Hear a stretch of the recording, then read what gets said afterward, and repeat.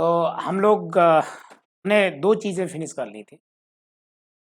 सबसे पहला कभी भी डबल इंटीग्रेशन फाइंड करना हो तो मुझे डबल इंटीग्रेशन कैसे फाइंड करते हैं, उसके बारे में हम लोगों ने बात की थी। और क्या-क्या प्रॉब्लम मुझे आ रही थी, इस पे भी हमने बात की कि अगर मुझे कभी भी कोई क्वेश्चन आईडीजेम में आ जाता है, तो हम उसको कैसे सॉल्व करेंगे, इसके बारे में मैंने चर्चा की। मैंने कहा कि मुझे क्या-क्या प्रॉब्लम आएगी, अगर डबल इंटीग्रेशन है तो कभी-कभी क्या होगा कि मेरे पास क्वेश्चन होगा और उस क्वेश्चन को आप इंटीग्रेट नहीं कर पाओगे। तो पहले अगर हमने एक्स या वाई के रिस्पेक्ट में लिखा या फिर एक्स के रिस्पेक्ट में इंटीग्रेट नहीं कर पाओगे या वाई के रिस्पेक्ट में। कभी भी अगर मेरे सामने इस टाइप की सिचुएशन आ जाती है तो हम लोग क्या करेंगे, हम लोग सिंपल उस क्वेश्चन को चेंज ऑफ ऑर्डर करेंगे। तो अगर मेरे पास कभी कोई क्वेश्चन दिया है तो क्वेश्चन सॉल्व करने को आया तो मैंने तुम्हें बताया केवल मेथड सीखो, ठीक है, रट्टा नहीं लगाओ। क्वेश्चन, हाँ क्वेश्चन ज़्यादा से ज़्यादा प्रैक्टिस करो, अच्छी बात है, बट ऐसा नहीं कि हम इस क्वेश्चन को याद करेंगे। याद नहीं करना है, आपको मेथड सीखनी है, अपने माइंड पे रखना है कि क्या क्या सिचुएशन आने वाली है। मान लो यहाँ पे बाई की लिमिट दी गई होगी और ये फंक्शन, ये इंटीग्रेशन, डबल इंटीग्रेशन आपको इंटीग्रेट नहीं हो रहा होगा, तो हम लोग क्या करेंगे, अगर कभी भी ऐसी सिचुएशन आई कि इंटीग्रेट नहीं हो पा रहा है तो हम क्या करेंगे, simple change of order of integration कर देंगे। पहला, अगर नहीं हो रहा है तो change of order of integration. और जो मैंने सीख लिया है 2-3 लेक्चर में, तो भी मैंने लेक्चर किए हैं, कई क्वेश्चन, कई प्रैक्टिस भी की है। लेकिन कभी कभी क्या होगा, यही क्वेश्चन जो अपर में लिखा हुआ है इसका इंटीग्रेशन बड़ा लॉन्ग जाएगा। तो अगर इंटीग्रेशन बहुत बड़ा जा रहा है तो हमारे पास फिर से कई रास्ते हैं कि अगर हो सकता हो इंटीग्रेशन करने में इंटीग्रेशन लॉन्ग हो रहा हो तो क्या करेंगे, चेंज ऑफ वेरिएबल का सहारा लेंगे। ओके, कभी कभी इंटीग्रेशन होगा भी नहीं, ऐसी भी सिचुएशन आएगी, तो चेंज ऑफ वेरिएबल लगाएंगे, जिसका पर्टिकुलर फॉर्म पोलर फॉर्म कहा जाता है। पोलर फॉर्म, एक पर्टिकुलर फॉर्म आएगा जिसको हम लोग पोलर फॉर्म कहेंगे। तो इस पे चर्चा कर लेते हैं, ठीक है। वैसे ज्यादातर क्वेश्चन चेंज ऑफ वेरिएबल पे नहीं आता है, लेकिन फिर भी अगर आ जाए तो हम क्या करेंगे, है ना, कुछ भी आ सकता है, तो क्वेश्चन अगर आ जाता है तो क्या करेंगे। तो आज हमारी पूरी बात चेंज ऑफ वेरिएबल और पोलर फॉर्म पे जाएगी। चेंज ऑफ वेरिएबल मैंने पढ़ा दिया है, लेकिन चेंज ऑफ वेरिएबल में क्या मैंने पढ़ाया आपको हम ये बताते हैं यहाँ पे कि कभी भी मुझे कोई भी i equal to double integration अगर मुझे दिया गया है और ये रीजन R दिया गया है और एफ एक्स कामा वाई दिया गया है, dx dy दिया गया, और इसको हम चेंज ऑफ वेरिएबल में चेंज करना चाहते हैं, तो सबसे पहले मुझे एक रिलेशन चाहिए जो किसी अदर कोऑर्डिनेट में चला जाए। तो हमने कहा ये एक्स वाई कोऑर्डिनेट है और एक्स वाई कोऑर्डिनेट में ये रीजन आर है। एक ट्रांसफॉर्मेशन मुझे ऐसा चाहिए कि ये कन्वर्ट हो जाए यू और बी प्लेन में, तो कोई रीजन आर डैश बनेगा। मैंने कहा ये आर डैश बना, लेकिन एक ऐसा ट्रांसफॉर्मेशन चाहिए जो कि इसके साथ 1-1 करस्पॉन्डेंस रखता हो। हमने कहा इसके साथ 1-1 करस्पॉन्डेंस हो, ये 1-1 करस्पॉन्डेंस हो। 1-1 करस्पॉन्डेंस मीन्स ऐसी एक मैप हो जो 1-1 और ऑन2 के साथ मैप हो जाए। तो हमने कहा हमारे पास कोई ना कोई एक रिलेशन होगा, x is equal to capital X u और small y equal to capital Y v. U और b में एक फंक्शन हम लेट करेंगे जिसमें x को u और b के टर्म में फाइंड करेंगे और y को u और b के टर्म में फाइंड करेंगे।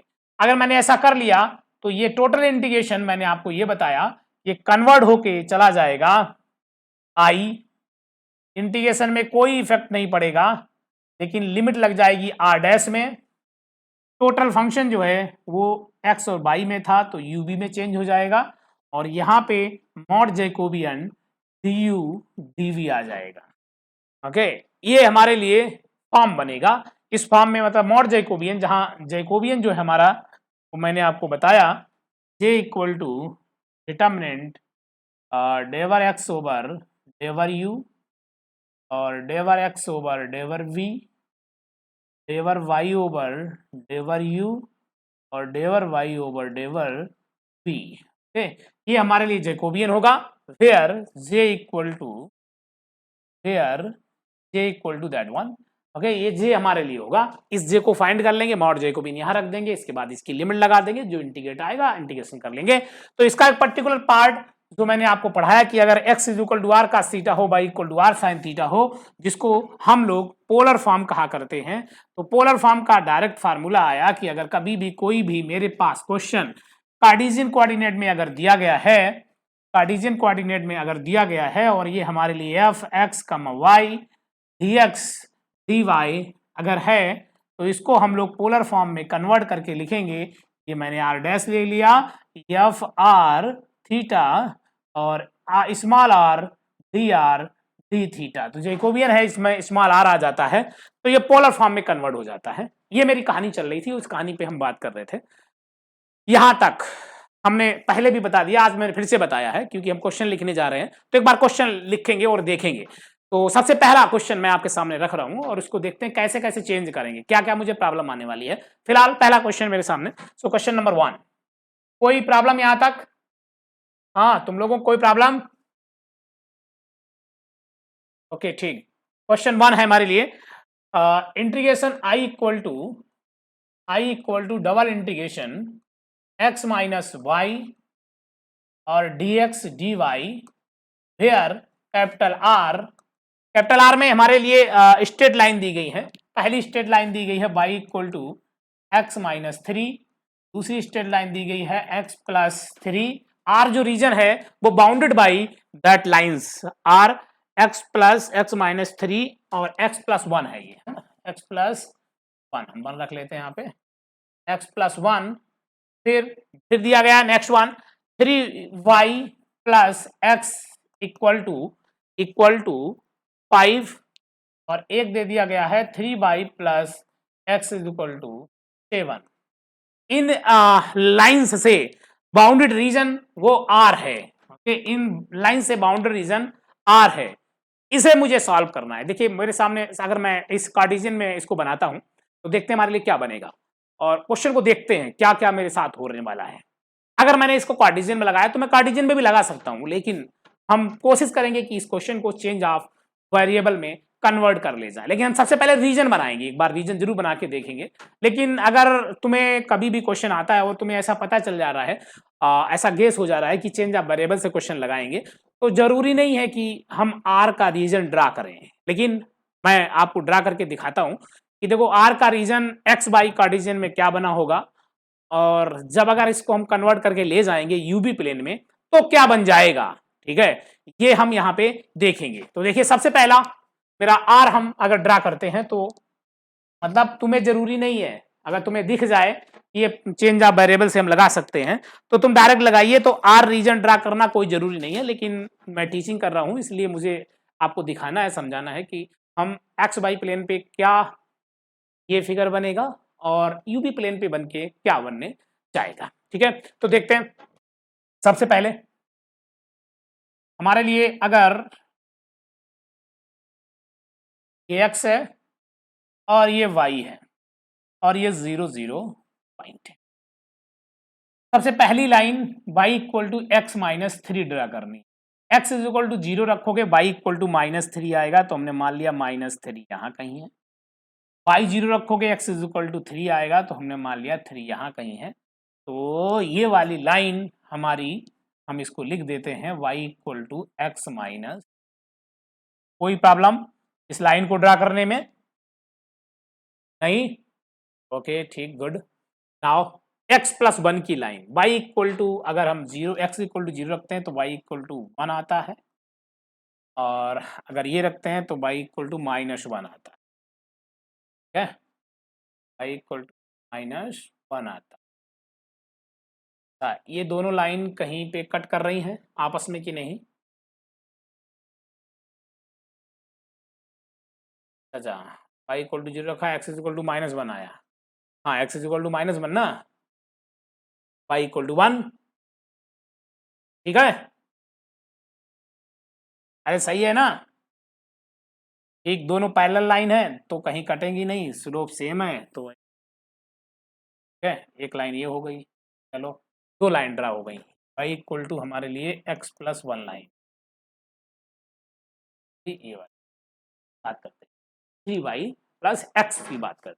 ये 3y + x की अगर बात करते हैं तो क्या आएगा, 3y + x = 5।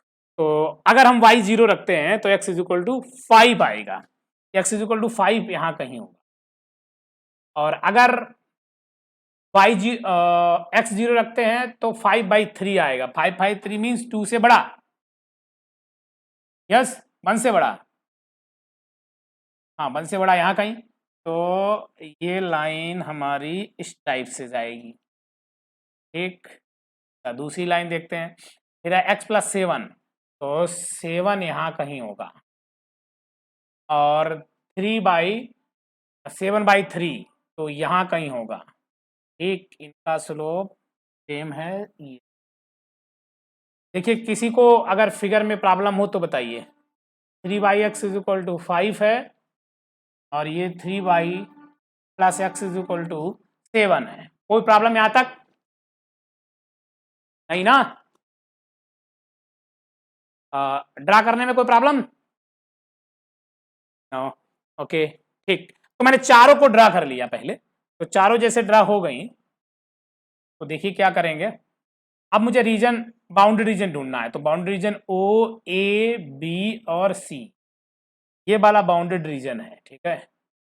ये बाउंडेड रीजन है, लेकिन हम क्वेश्चन इसमें नहीं लगाएंगे, कार्टेशियन प्रोडक्ट में हम लोग क्वेश्चन लगाएंगे तो चेंज करेंगे। ये मेरे लिए R है, ठीक है, ये R है, इस पे XY प्लेन पे मुझे इंटीग्रेशन चाहिए।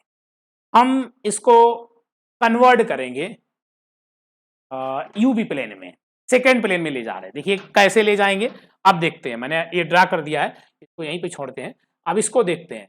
देखिए इसको मुझे देखने से ये पता चल रहा है कि अगर हम y - x को u मान लें या x - y को u मान लें, ठीक है, तो देखिए क्या क्या आ जाएगा। मान लेते हैं क्योंकि ये दोनों लाइन सेम लिखी हैं, तो अगर मैंने ये माना लेट x - y = u, तो ये वाली लाइन क्या हो जाएगी बेटा, u =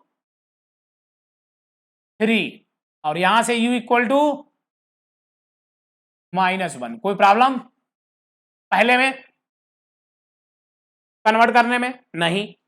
दूसरे में दिख रहा है, इसको b मान लो, इसमें भी मुझे दिख रहा है, तो हमने लेट 3y + x = v मान लिया, तो हमारे लिए v = 5 हो गया और v = 7 हो गया।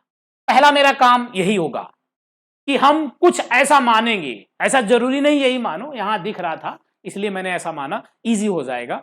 तो हमने क्या माना, इसको देख के x, u और b माना। अच्छा, अब मैंने तुम्हें दूसरा पॉइंट क्या बताया, पहला ट्रांसफॉर्मेशन लेट करना है, तो ये मेरा पहला पार्ट हो गया, मतलब पहला वर्क था मेरा कि ट्रांसफॉर्मेशन लेट करना, मींस फंक्शन लेट करना, तो ये मेरे लिए ट्रांसफॉर्मेशन हो गया। ठीक, ये ट्रांसफॉर्मेशन के बाद दूसरा मेरा काम ये है कि मुझे x और y की वैल्यू किसके टर्म में चाहिए, x और y किसके टर्म में चाहिए, यस u और v के टर्म में, ठीक है। तो दूसरा वर्क है मेरा कि x और y u और v के टर्म में निकालें, तो देखो निकालते हैं। हमारे लिए पहली इक्वेशन थी x - y = u, दूसरी इक्वेशन है x - +3y = v। इन दोनों को सॉल्व करो और x और y की वैल्यू निकालते हैं।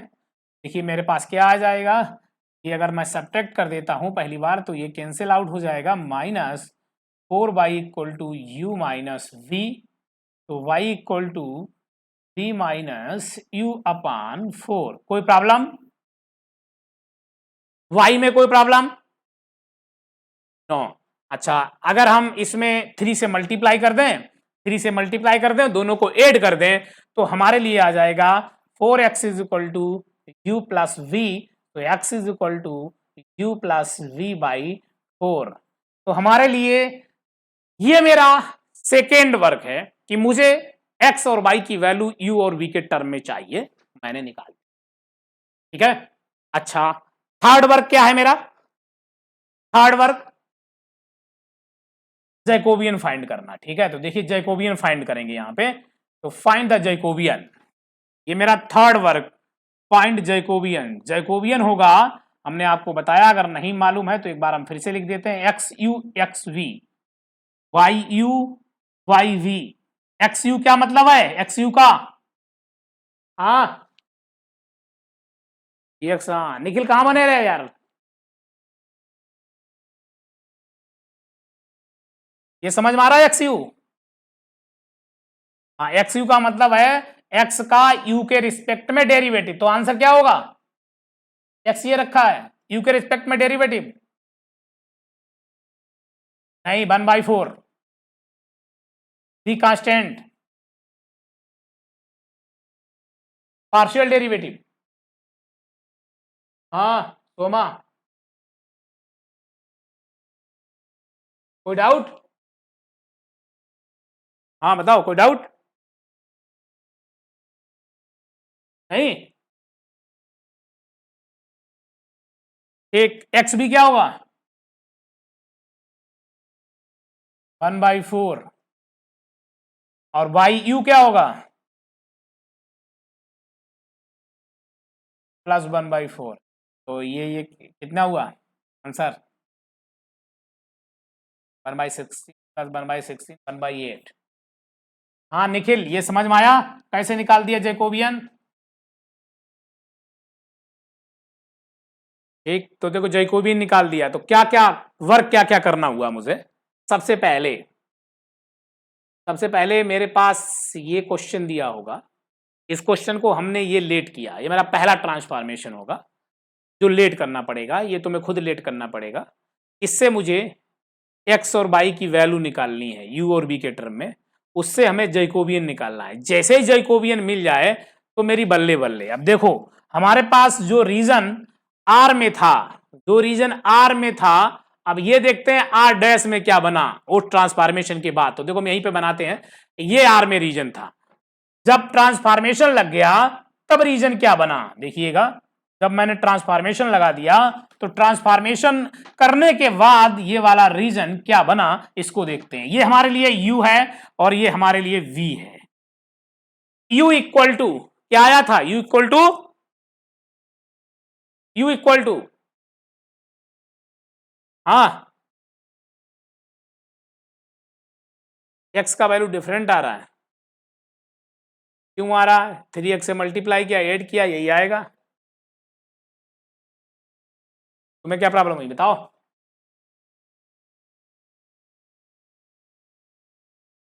अच्छा ओ, ठीक ठीक, आएगा आएगा, तुम्हारे सही आ रहा है, मेरा गलत है।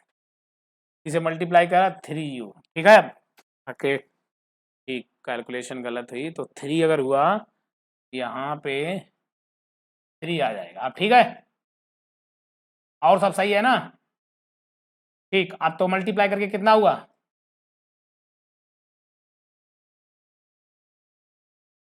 3/16 प्लस 1/16, 4/16, तो 1/4 ना। ठीक, अब सही है। ठीक, कैलकुलेशन तो ठीक, गुड। नाउ हाँ, मैं बता रहा था इस पे रीजन क्या बना, ठीक देखते हैं। तो बताओ u इक्वल टू क्या क्या है, वो दिया। हाँ, u इक्वल टू 3 है, u इक्वल टू -1 है। अच्छा, u इक्वल टू 3 अगर लाइन मुझे ड्रा करनी होगी तो किसके पैरेलल जाएगी? b के पैरेलल, ठीक है। तो u इक्वल टू 3 b के पैरेलल हो गई लाइन ये, मान लिया u इक्वल टू 3 लाइन ये हो गई, और u इक्वल टू -1 ये हो गई, ठीक है। u equal to 3 and u equal to -1 line. अब फिर v equal to 5, v equal to 7, तो v इक्वल टू 5 यहाँ कहीं हम ड्रा कर देते हैं, और v इक्वल टू 7 यहाँ कहीं ड्रा कर देते हैं। तो v इक्वल टू 5 ये लाइन हो जाएगी, और v इक्वल टू 7 ये लाइन हो जाएगी। अब मेरे पास दोनों से बाउंडेड रीजन ये v है, तो दोनों से बाउंडेड रीजन जो मेरे पास बना वो रीजन ये बना है। ये बात समझ में आ गई? नहीं, पूरा बना। हाँ हाँ हाँ ठीक, अब सही है, ओ ए बी सी, ठीक, समझ में आया रीजन। अब देखो इसमें इसमें क्या हुआ, ये रीजन आर में बना था, ये मैंने ऐसा ट्रांसफॉर्मेशन लिया जो इसने क्या किया, इसको सेम रहा लेकिन क्या किया, रोटेट हुआ, रोटेट ट्रांसलेशन दोनों हुए, देखो ऐसा उठा और ऐसा उठ के सीधा हुआ, तो रोटेशन भी हुआ और ट्रांसलेशन भी हुआ, दोनों चीजें होके और फिर से बना, मुझे सेम रेक्टेंगल बना ही, वहां भी रेक्टेंगल बना था तो यहां भी रेक्टेंगल बन गया। लेकिन ऐसा जरूरी नहीं है, हम बिल्कुल ये नहीं कह रहे हैं कि अगर एक्स वाई प्लेन में रेक्टेंगल हुआ तो यूवी प्लेन में भी रेक्टेंगल बनेगा, ऐसा याद नहीं करेंगे, है ना, कुछ भी बन सकता है, यहाँ रेक्टेंगल बना, हो सकता है दूसरे में सर्कल बन जाए, ठीक है, यहां बन गया कोई बात नहीं है, लेकिन हम ऐसा बिल्कुल याद नहीं करा रहे, नहीं तो तुम कॉन्सेप्ट बना लो कि वहां पे रेक्टेंगल बना तो यहाँ रेक्टेंगल बनेगा, चाहे वो ट्रांसलेशन हो चाहे वो रोटेशन हो, ऐसा नहीं है, वहां कुछ और फिगर होगा यहाँ कुछ और होगा, लेकिन इसमें सेम आ गया, कोई बात नहीं। ओके ओके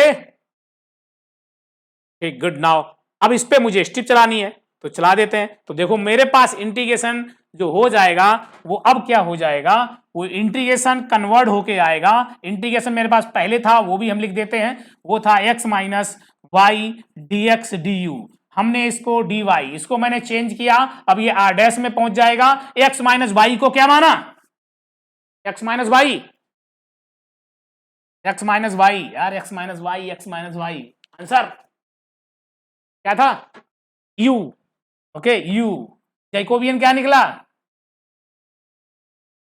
तो 1/4 Jacobian D U D V, limit लगा देते हैं, u की लिमिट क्या है, अब चार्ज इसकी लगा दो, चार्ज इसके पैरेलल, -1 से 3, d की लिमिट क्या है 5 से 7, ठीक है। अब देखो अगर तुमने इंटीग्रेशन यहां लगाया होता तो बहुत बड़ा होता, यहां लगाने से कितना इजी होगा, लेकिन इतनी खोकटबाजी है ना, लेकिन ये मैंने तुम्हें समझाया है इसलिए हो सकता है तुम्हें बड़ा लग रहा हो, लेकिन हम तो देख के लगा देते, ठीक, हम सीधे मानते u v, u equal to 3 दिख रहा है, u इक्वल टू -1 रखता, केवल जैकोबियन निकालते कि कितना निकला, वैल्यू पुट की, आंसर आया, तो देखो आंसर क्या आएगा, तो अब इसको u और v के रिस्पेक्ट में इंटीग्रेट कर देते हैं, तो मेरे लिए जो आंसर आएगा वो आएगा 1/4, ये यू स्क्वायर बाई 2 हो जाएगा, -1 से 3 हो जाएगा और 7 - 5 हो जाएगा, तो 1/4 9/2 और -1/2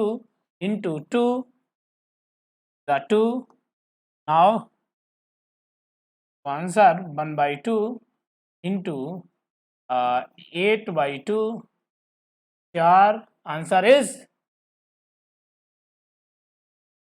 ओके,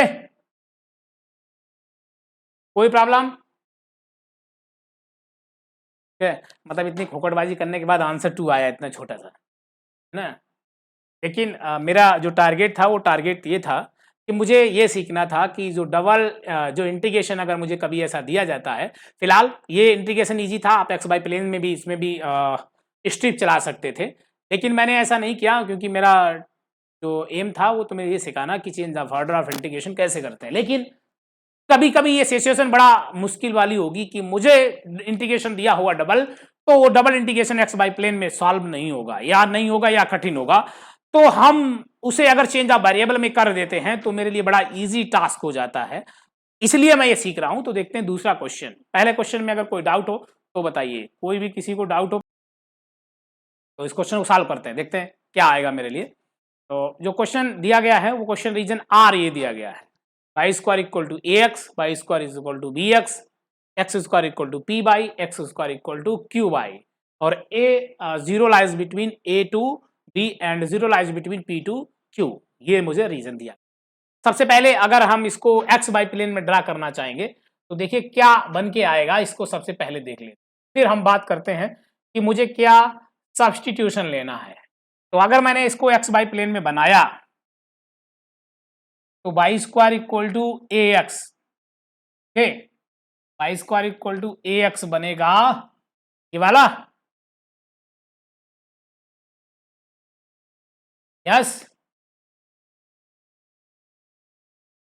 ई बड़ा है,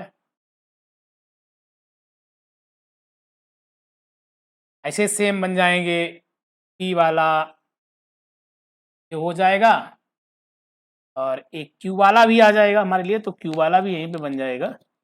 देखिए क्यू वाला हमारे लिए कहीं बन के रीजन आएगा, का क्यू वाला एक,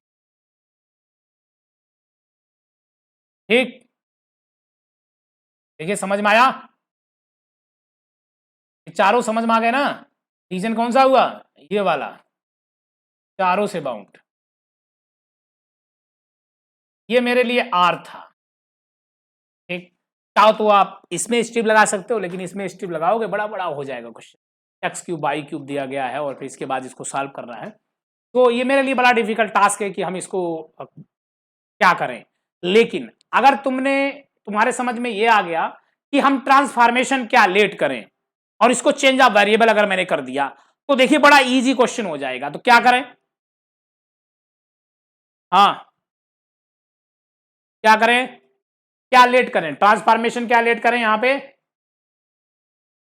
कुछ समझ में आ रहा है ट्रांसफॉर्मेशन, हाँ पहला वर्ग ट्रांसफॉर्मेशन समझ में आ रहा कि नहीं, क्या ट्रांसफॉर्मेशन लें यहां पे,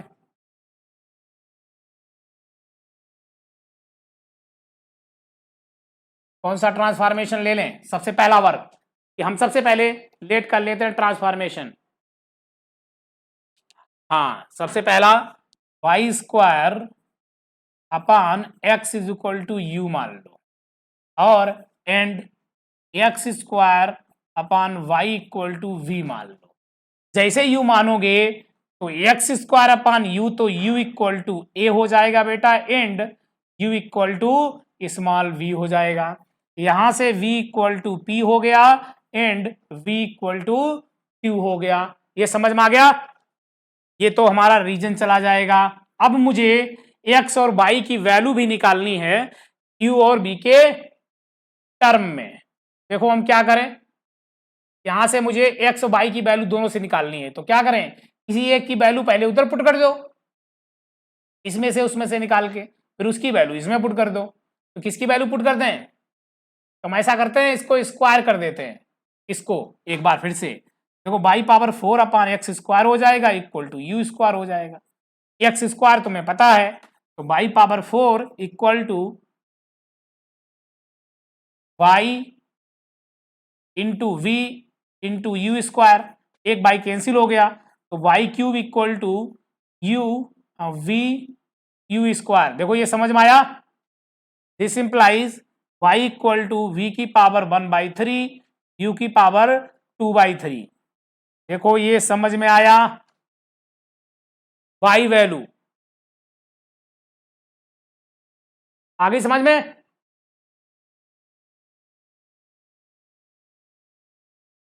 हाँ निखिल, इसको स्क्वायर कर दिया, तो Y power 4 upon X square into U square. तो यहां से क्या हो जाएगा, Y power 4 equal to X square U square. यहां से एक्स स्क्वायर की वैल्यू क्या होगी, बाई इंटू वी, तो वाई इंटू वी रख दिया, एक बाई कैंसिल हो गया, तो Y cube equal to V U square हो गया, तो वाई क्या हो गया, पावर 1/3 1/3 वाई की वैल्यू समझ में आई, यस बोलो बोलो, कोई डाउट हो तो बताओ, वाई समझ में आया, हाँ निखिल समझ में आ गया ना। हमें वाई निकालना, अल्टीमेट हमें दोनों को सॉल्व करना है, वाई निकालना है, कैसे भी निकालो। हमने अपने बेस पे इसको स्क्वायर करके और वाई की वैल्यू निकाली, अब एक्स की वैल्यू निकालनी है, तो हम सेम प्रोसेस करते हैं, उसको स्क्वायर कर देते हैं, तो क्या होगा, x power 4 upon y square equal to v square. तो यहां से हो जाएगा x power 4 equal to y square v square. अब वाई स्क्वायर की वैल्यू है एक्स यू वी स्क्वायर, तो एक्स एक कैंसिल हो जाएगा, तो एक्स क्यूब इक्वल टू है, एक्स क्यूब इक्वल टू हमारे लिए आ गया u v square. This implies x is equal to हो गया यू की पावर 1/3, यू है, इंटू वी की पावर 2/3। ये समझ में आ गया, डन। तो एक्स और वाई की वैल्यू निकाल ली। अब इसके बाद तीसरा वर्क क्या है मेरा, फाइंड जैकोबियन। तो देखो जैकोबियन निकालते हैं, डिटर्मिनेंट एक्स का यू के रिस्पेक्ट में डेरिवेटिव बताओ। आंसर 1/3 यू की पावर माइनस 2/3 बी की पावर 2/3। ठीक है, अरे भाई ये समझ में आया। यू के रिस्पेक्ट में डेरिवेटिव किया है तो डेवर एक्स ओवर डेवर यू आएगा 1/3, यू 1/3 -1 होगा तो माइनस के 2/3 होंगे, बी की 2/3 ऐसे ही रहेंगे। एक अच्छा, इसी का v के रिस्पेक्ट में डेरिवेटिव कर दो तो आंसर आएगा 2/3 u की पावर 1/3 और b की पावर -1/3। देखो ये समझ में आया, v के रिस्पेक्ट में डेरिवेटिव किया है तो डेवर x ओवर डेवर v हो जाएगा 2/3 u की पावर 1/3 b की पावर -1/3। समझ में आया? हाँ भाई, अरे हाँ नाथ करते रहो यार। ठीक, इसका u के रिस्पेक्ट में डेरिवेटिव बताओ। 2/3 u की पावर -1/3 और b की पावर 1/3, फिर v के रिस्पेक्ट में आएगा 1/3 u की पावर 2/3 और b की पावर -2/3। ठीक, कोई डाउट यहां तक? नहीं, मल्टीप्लाई कर देते हैं तो 1/3 1/9 और ये 1 हो जाएगा। देखो ये पॉजिटिव ये निगेटिव, ये पॉजिटिव ये निगेटिव, ये भी 1 हो जाएगा तो 1/9 और माइनस के 4/9, आंसर माइनस का 3/9 मीन्स आंसर माइनस के 1/3। कोई डाउट जैकोबियन में? हाँ भाई, जैकोबियन में कोई डाउट? बोलो बोलो। नहीं, अरे पूछ लो यार, कुछ डाउट हो तो। निखिल, कोई डाउट? समझ में आ गया सब कुछ क्या किया? सबसे पहले ट्रांसफॉर्मेशन लेट किया, ट्रांसफॉर्मेशन लेट करने के बाद हमने एक्स और वाई की वैल्यू निकाली, इसलिए निकालनी पड़ती क्योंकि मुझे जैकोबियन चाहिए, जैकोबियन निकाल लिया। अब जो इंटीग्रेशन है, जो इंटीग्रेशन दिया गया है यहाँ पे, इसको कन्वर्ट करेंगे, इस वाले इंटीग्रेशन को कन्वर्ट कर लाया जाएगा यू और बी के टर्म में। तो देखो x³ y³ dx dy दिया गया है, तो देखो हम कन्वर्ट करते हैं इसको, यहाँ रखते हैं यहाँ पे और कन्वर्जन करते हैं इसको। i = आंसर पहले जो क्वेश्चन दिया था वो बेटा x³ और y³ dx dy दिया था। ठीक है, अब x³ की वैल्यू बताओ। चलो बताओ x³ की वैल्यू क्या निकली थी? x³ क्या निकला था? देख के बताओ, ढूंढ के।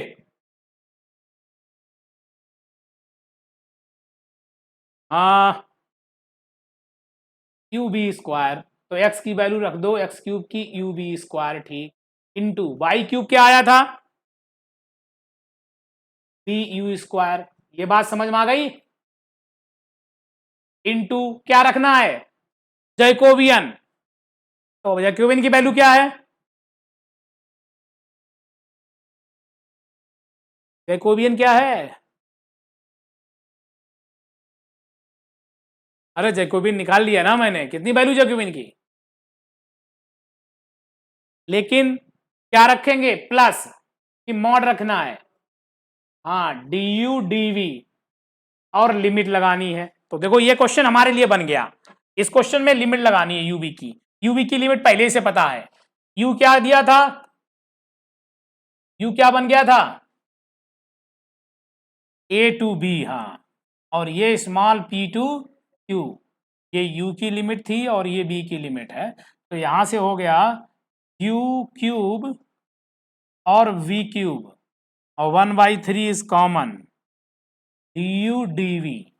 चलिए इंटीग्रेट करते हैं, u के रिस्पेक्ट में b के रिस्पेक्ट में, तो अलग अलग कर सकते हैं क्योंकि यहाँ पे कांस्टेंट है, तो हमारे लिए u⁴/4 आ जाएगा, a से b आ जाएगी वैल्यू और b⁴/4 आ जाएगा, तो स्मॉल p से q की वैल्यू आ जाएगी। नाउ आंसर इज 1/48 और b power 4 minus a power 4 into p power 4 minus q power 4 and this is my final answer of that integral.